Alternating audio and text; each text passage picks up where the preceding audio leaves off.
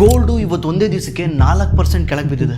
Silver almost 11% ಕೆಳಗೆ ಬಿದ್ದಿದೆ. ಎಷ್ಟೋ ಜನಕ್ಕೆ ಇದನ್ನು ಕೇಳಿದ್ರೆ ಕನ್ಫ್ಯೂಸ್ ಆಗ್ತಾರೆ. ಯಾಕಂದ್ರೆ ಜಗತ್ತಿನಾದ್ಯಂತ ವಾರ್ ನಡೀತಾ ಇದೆ.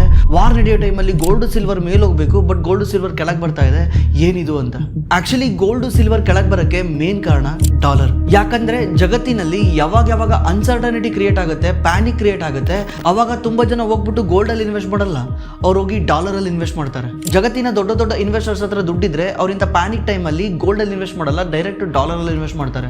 1000 ರೂಪಾಯಿ ಏನಾದ್ರು ಇದ್ರೆ ಅವ್ರ ಹತ್ರ, ಅವರು 10 ರೂಪಾಯಿ ಗೋಲ್ಡ್ ಅಲ್ಲಿ ಇನ್ವೆಸ್ಟ್ ಮಾಡ್ತಾರೆ, 900 ರೂಪಾಯಿ ಡಾಲರ್ ಅಲ್ಲಿ ಇನ್ವೆಸ್ಟ್ ಮಾಡ್ತಾರೆ. ಯಾಕಂದ್ರೆ ಜಗತ್ತಿನ safest economy and safest currency ಅಂದ್ರೆ ಅದು ಡಾಲರ್. ಅದಕ್ಕೆ ನೀವು ರೀಸೆಂಟ್ ಆಗಿ ಡಾಲರ್ ಇಂಡೆಕ್ಸ್ ನ ಕೂಡ ನೋಡಿ.